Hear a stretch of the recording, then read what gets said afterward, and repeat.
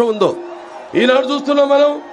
మరి ఈ యొక్క ఏదైతే ఒక అసమర్థ పాలన, చెత్త ప్రభుత్వం, అలాగే ఒక రాజధాని లేని రాజ్యం, బాధుడు ఇదే కర్మ. వైసీపీ ప్రభుత్వం వచ్చాక 4 రోజుల్లో సంవత్సరంలో పోలవరాన్ని పూర్తి చేస్తాను ప్రగల్భాలు పలికి 4 ఏళ్ళు అవుతున్నా కూడా ఇప్పటి వరకు దాన్ని పూర్తి చేయలేని చేతగాని ప్రభుత్వం ఉండడం మన రాష్ట్రానికి పట్టిన ఒక మన దురదృష్టం, కర్మ. అలాగే మన ఇప్పటిదాకా ఈ యొక్క 5 సంవత్సరాల్లో సుమారుగా ఒక 13 లక్షల కోట్ల రూపాయలు అప్పు చేశారు. అభివృద్ధి లేదు. అసలు ప్రభుత్వ ఉద్యోగాలు కూడా జీతాలు ఇవ్వలేని పరిస్థితి. ఆ తర్వాత మళ్ళీ మనం చూస్తున్నాం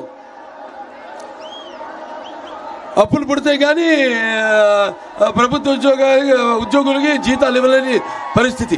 అలాగే ఈ యొక్క 2 లక్షల మంది తాతలు అవల యొక్క పెన్షన్ని రద్దు చేయడం జరిగింది. అలాగే వాళ్ళు చూస్తే మనం మాత్రం ఈ గంజాయి పెంచడంలో ఈ డ్రగ్ మాఫియాలో మనం మాత్రం దేశంలో మొదటి స్థానంలో ఉన్నాం. అలాగే ఈ ఇంటి పన్ను, చెత్త పన్ను వేసి మధ్యతరగతి ప్రజల యొక్క నంటి వెనకొడుతుంది ఈ వైసీపీ ప్రభుత్వం. అలాగే ఈ యొక్క వైసీపీ నాయకులు ల్యాండ్ మాఫియా, ఈ యొక్క శాండ్ మాఫియాతో కొన్ని వేల కోట్ల ప్రజాధనాన్ని దోచుకుంటున్నారు.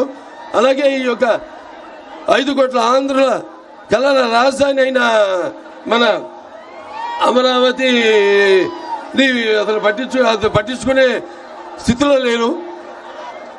అలాగే ఈ యొక్క ఏదైతే ఈ వైజాగ్ స్టీల్ ప్లాంట్ తీసుకురాలేదు, దాని తర్వాత ప్రత్యేక హోదా లేదు, దాని తర్వాత అసలు ఈ కేంద్రం నుంచి నిధులు రాబట్టుకోలేని పరిస్థితుల్లో ఉంది ఈ ప్రభుత్వం.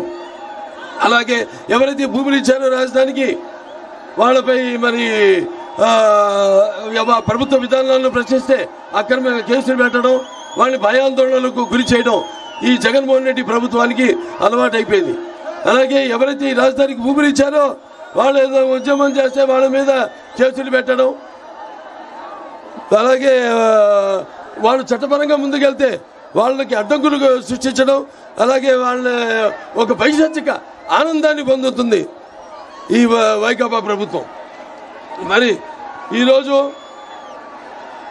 జగన్మోహన్ రెడ్డి విషయానికి వస్తే అతను బయటే కాదు ఇంట్లో కూడా విషయాల జోలికి వస్తే మరి మనం ఒకసారి గతం మనం గుర్తు చేసుకోవాలి. మన తెలుగుదేశం పార్టీని గుర్తు చేసుకోవాలి. ముందు అసలు ఈ పసుపు రంగు ప్రాశస్తాన్ని మనం గుర్తు తెచ్చుకోవాలి. పసుపు శుభ సంకల్పం, పసుపు ఆనందాల వేడుకకు ఆహ్వాన గీతం, పసుపు ఆరోగ్యానికి గొప్ప ఆయుర్వేద ఔషధం, మన పసుపు సంక్షేమానికి నిర్వచనం, మన పసుపు అభివృద్ధికి నిదర్శనం, మన పసుపు ఆత్మ గౌరవానికి ఎగరేస్తే కేతనం, మన పసుపు ఆత్మాభిమానానికి నిలువెత్తు రూపం, మన పసుపు ఆత్మవిశ్వాసానికి నిజమైన సంతకం. మన ప్రభుత్వం రాయలసీమను రాయలసీమగా చేస్తే ఈ ప్రభుత్వం రాయలసీమను నెత్తుటి గాయాల సీమ చేసింది. మన ప్రభుత్వం పగల సెగలను చల్లార్చి రాయలసీమను శాంతి నికేతంగా మారిస్తే ఈ ప్రభుత్వం కత్తులు మనల మీద నెత్తులను చిందించింది.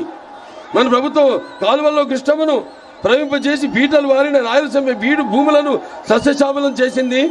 ఈ ప్రభుత్వం ముఠాకక్షలను పెంచి పోషిస్తూ కాలువల్లో ఎత్తుటి వరదలు పారించింది. మన ప్రభుత్వం అభివృద్ధికి పెద్దపీట వేసి కియా లాంటి భారీ పరిశ్రమలను, ఐఐటి లాంటి జాతీయ విద్యా సంస్థలను నెలకొల్పితే ఈ ప్రభుత్వం వాటిని అభివృద్ధి చేయకపోగా వాటిని నిర్లక్ష్యంతో నిర్వీర్యం చేసింది. సిద్ధం అన్నాడు జగన్. దేనికి సిద్ధం? బాబాయిని చంపేసి తల్లిని చెల్లిని గెట్టేసి బాబాయిని చంపిన నిందితులను కాపాడుతూ చెల్లికి ద్రోహం చేశావు. వారికి సమాధానం చెప్పడానికి సిద్ధమా? ప్రతి ఏటా జాబ్ క్యాలెండర్ ఇస్తానని నమ్మి బలికి కొత్తవి రాకపోగా ఉన్న పరిశ్రమలను వెళ్ళగొట్టి గంజాయికి బానిసలు చేసిన యువతకు సమాధానం చెప్పడానికి సిద్ధమా? అధికారంలోకి వచ్చిన వారం రోజుల్లో సిపిఎస్ రద్దు చేస్తామని హామీ ఇచ్చిన ఉద్యోగులకు సమాధానం చెప్పడానికి సిద్ధమా? రాష్ట్రానికి రాజధాని లేకుండా 3 రాజధానుల పేరుతో అమరావతి రైతుల త్యాగాన్ని అవహేళన చేసి నువ్వు రైతులకు ప్రజలకు సమాధానం చెప్పడానికి సిద్ధమా? నా ఎస్సీ, నా ఎస్టీ, నా బీసీ, నా మైనారిటీ అని చెప్పుకు తిరిగే నువ్వు దళితులను చంపి డోర్ డెలివరీ చేసిన వారిని కాపాడుతూ ఒక ఫ్యామిలీ రైలు కింద పడి ఆత్మహత్య చేసుకున్న కుటుంబానికి సమాధానం చెప్పడానికి సిద్ధమా? 10వ తరగతి చదివే అబ్బాయి తన అక్కని వేధిస్తున్నాడని అడిగితే పెట్రోల్ పోసి సజీవ దహనం చేసిన కుటుంబాలకు కన్నీళ్లు తుడవడానికి సిద్ధమా? పోలవరాన్ని గోదావరిలో కలిపేసి నిన్ను నీ ప్రభుత్వాన్ని బ్లాక్ లిస్ట్ లో పెట్టిన కాంట్రాక్టర్లకు బిల్లులు ఇవ్వడానికి సిద్ధమా? వ్యవసాయ శాఖను మూసేసి రైతుల అప్పులలో ఆత్మహత్యల్లో దేశంలో ప్రథమ స్థానంలో నిలిపిన నువ్వు రైతులకు న్యాయం చేయడానికి సిద్ధమా? ఆర్టీసీ కరెంటు ఛార్జీలు పెంచి ఇంటి పన్ను, నీటి పన్ను, ఆస్తి పన్ను, ఆఖరికి చెత్త పన్ను పెంచేశావు. ఈ పన్నులు తగ్గించడానికి నువ్వు సిద్ధమా? మాయలు మోసాలకు మళ్ళీ సిద్ధమా? అరాచకాలకు అక్రమాలకు మళ్ళీ సిద్ధమా? రాబోయే 100 ఏళ్ల నాటి ప్రజలకు దొరకకుండా ఇసుక పాత్రలు తవ్వడానికి మళ్ళీ సిద్ధమా? లేకపోతే ఈ చీప్ లిక్కర్తో జే బ్రాండ్ మద్యాన్ని వరదలుగా భావిస్తూ మరో 1,00,000 కోట్ల దోపిడీకి మళ్ళీ సిద్ధమా?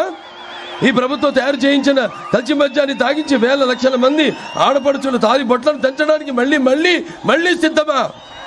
సిద్ధం పేరుతో ప్రభుత్వం ధనం 1,600 కోట్లతో హోర్డింగ్ ఏర్పాట.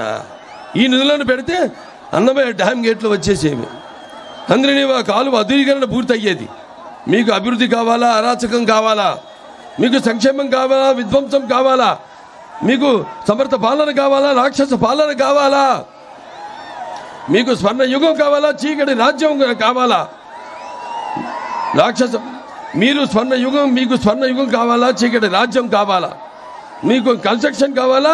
డిస్ట్రక్షన్ కావాలా? సిద్ధం ఉన్నావు కదా?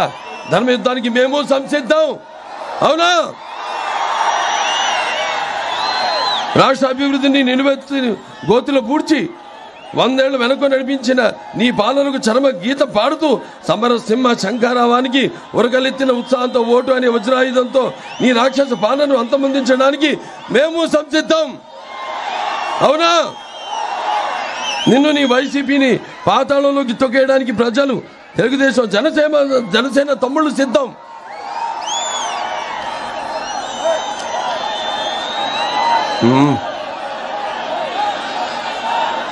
సోదరుడు పవన్ కళ్యాణ్, మనం ఒకటయ్యాము. మాట కలిసింది, మనసు కలిసింది, పదం కలిసింది, భుజం కలిసింది. మన ఇరువురి సంఘటిత శక్తిని అడ్డుకునే శక్తి ఎవరికి లేదు, లేదు, లేదు. తెలుగుదేశం జనసేన కలయిక ఒక నిప్పుల ఉప్పెన. తెలుగుదేశం జనసేన అరాచకాన్ని నిర్మూలించే ఒక అగ్ని పర్వత విస్ఫోటం. అక్రమాల, అరాచకాల రాక్షస రూపాన్ని కూలగొట్టే ఒక పాశుపతాస్త్రమే. చివరిగా ఒక మాట చెప్తున్నాను.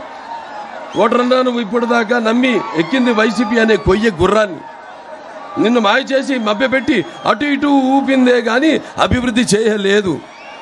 తెలుగుదేశం జనసేన కలయిక వాయు మనోవేగాలతో పరుగులు తీసే పంచకళ్యాణి గుర్రం. అది నిన్ను సంక్షేమ రాజ్యంలో చేరుస్తుంది. చీకటి నిండిన మీ బ్రతుకుల్లో అద్భుతమైన వెలుగులు ఇస్తుందని తెలియజేసుకుంటూ అందరు కూడా ఇలాగే ఒక సంఘటిత శక్తిగా ఉండి మరి ఈ యొక్క ఏదైతే మనం కోల్పోయామో మన ఉనికిని, దాన్ని మళ్ళీ మన రాష్ట్రానికి పునర్వైభవం తీసుకురావాలని మళ్ళీ మనమంతా సువర్ణాక్షరంతో ఈ ఉద్యమంలో చరిత్రలో లిఖించబడేలా ఒక స్వర్ణ యుగాన్ని మనం సృష్టించుకోవాల్సిన బాధ్యత మన ప్రతి ఒక్కరి బుద్ధ స్కంధాలమై ఒక అందరూ పౌరులుగా అది ఉందని మీ అందరూ తెలియజేసుకుంటూ నేను సెలవు తీసుకుంటున్నాను. జై భారత్, జై తెలుగుదేశం, జై